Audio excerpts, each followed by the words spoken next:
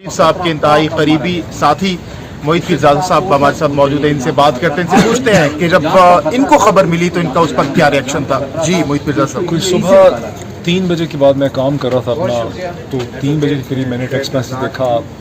हसन असलम शाद एक वकील हैं, पार्टनर हैं लॉ फर्म में ओमान में, उनका मुझे टेक्स्ट था कि मुझे ये अरशद शरीफ की खबर क्या है, मतलब is this true. So I had no information और मैंने पूछा कि क्या है। मेरे ज़हन में था कि अरशद शरीफ में वापस आ रहा है, शायद दोबारा गिरफ्तार हो गए होंगे, बिकॉज मुझे पता था सॉरी कि उन्होंने एक पिटिशन डाली हुई थी 27 अक्टूबर में लगनी थी इस्लामाबाद हाई कोर्ट में, ताकि उनको बेल मिले ट्रांजिटरी, वो वापस आना चाहते थे। मैंने ये भी सुना था कि वो शायद गोल्ड टेलीविजन उन्होंने ज्वाइन कर लिया, तो मैंने सोचा कि गिरफ्तारी हो गई। तो मैंने कहा क्या खबर है। उसमें उन्होंने मुझे ट्वीट 1-2 लोगों के भेजे जिसमें था कि अरशद भाई शहीद हो गए हैं, अरशद शहीद हो गए हैं। I was shocked. उसमें मेहर बुखारी का ट्वीट था। मैंने जब वो देखे थ्रेड में गया ट्विटर पे, तो मैंने वहाँ देखा कि न सिर्फ मेहर बुखारी का ट्वीट था, बल्कि वहाँ का इमरान रियाज खान का ट्वीट था।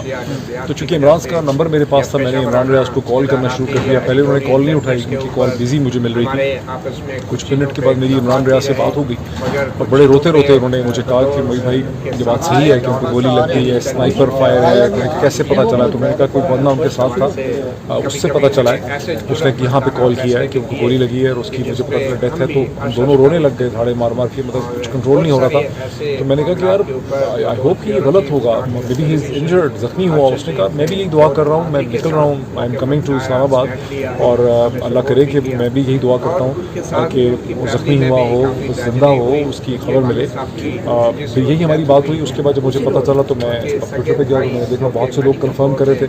इतने में मैंने ये सोच के, चूँकि बैरिस्टर शुएब रज़ाक उनके वकील थे, मुझे पता था, उन्हीं से मुझे पता चला था कि 27 को उनकी यहाँ एक एप्लीकेशन लगी। तो मैंने उस वक्त सुबह के कुछ 3:30 बजे के टाइम पे मैंने फिर देखा, मैंने बैरिस्टर शुएब को कॉल किया। ये सोए पड़े थे, इनकी बड़ी सोई भी आवाज़ थी। मैंने इनको पूछा, मैंने कहा आपको पता है कि ये हो गया? तो ही वॉज शॉक्ड और उन्होंने मुझे कहा कि क्या क्या है। तो मैंने कहा बिल्कुल ऐसा ही है। वो भी रोने लग गए। उन्होंने कहा कि यार मैं भी तुम्हारे पास आता हूँ, तो हम उसके घर चलते। तो थोड़ी देर के बाद ये मेरे घर पहुँच गए और मैंने इनको गेट पर रिसीव किया और हमने गले लग के, मैं तो अपनी माँ की डेथ के बाद कभी नहीं रोया। 2013 में मेरी माँ की सडन मर्डर हुआ था। उसके बाद बहुत कुछ हुआ मेरे साथ, लेकिन मैं कभी रोया नहीं। लेकिन मैं और बैरिस्टर शुएब जो थे अपने गेट पे, पहले मैं और इमरान रियाज रोते रहे, उसके बाद मैं और बैरिस्टर शुएब जो है हम रोते रहे। फिर हम उनके घर गए, वहाँ उनकी फैमिली से मुलाकात हुई। वहाँ सभी लोग जो हैं वो रो रहे थे। उनकी बच्ची को देखने का मौका मिला, उनके और घर वालों को देखने का मौका मिला। अनबिलीवेबल और अनबिलीवेबल, मतलब नाकाबिल यकीन लगा कि ये चीज़ हो गई। और ऐसा लगता था कि अभी कोई फ़ोन आएगा तो कहेगा कि नहीं वो ज़ख्मी हुए हैं, ऐसा नहीं हुआ। लेकिन उनकी मदर को देखा, बहुत ही वो कंट्रोल में थी। उन्होंने कहा कि बेटो, वहाँ शहर राफीदी भी थे, वहाँ बहुत से लोग थे मीडिया के, और शेल शॉक। और उनकी वालदा जो थी वो मसलती कह रही थी कि मैंने तो उसको इसलिए जाने दिया था कि मैं समझती थी कि उसकी ज़िंदगी महफूज होगी, उसको यहाँ ख़तरा था। कोई गालिबन अफगान ग्रुप जो था वो थ्रेटन कर रहा था, तो उस वक्त कोई इस तरह की खबर थी। और वहीं मुझे लोगों से पता चला कि वो, मैंने पहले भी सुना था लेकिन वहाँ भी सुना कि वो अबू धाबी चले गए थे, दुबई में थे। वहाँ दुबई की गवर्नमेंट ने, पहले वो वहाँ ठहरे हुए थे, उनको कहा कि पाकिस्तान गवर्नमेंट शायद आपको डिपोर्ट करना चाहती है, लेकिन हम आपको डिपोर्ट नहीं करेंगे, आप फौरी तौर पे 24 से 48 घंटे में दुबई छोड़ दें। और उस वक्त चूँकि वीज़ा फ्री एंट्री उनको कीनिया में मिली, वो कीनिया चले गए वीज़ा फ्री एंट्री में, बिकॉज पाकिस्तान के पासपोर्ट पे वीज़ा फ्री एंट्री दुनिया के अक्सर ममालिक में नहीं है। मेरा ख्याल तुर्की में है जो एयरपोर्ट पे मिलती है, तो वो वहाँ चले गए।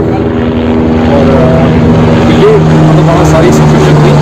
अपने बैरिस्टर शुएब ने मुझे कहा कि हमें कम अज़ कम इस्लामाबाद हाई कोर्ट में चल के एक पिटिशन डालनी चाहिए कि इसके क्या वजूहात हैं कि अरशद शरीफ जैसा शख्स जो है उसे पाकिस्तान छोड़ना पड़ा, इसमें क्या हकीकत है। ये दुबई की हुकूमत को, अबू धाबी की हुकूमत को, हुकूमत पाकिस्तान में रिपोर्ट करने के क्या वजूहात है।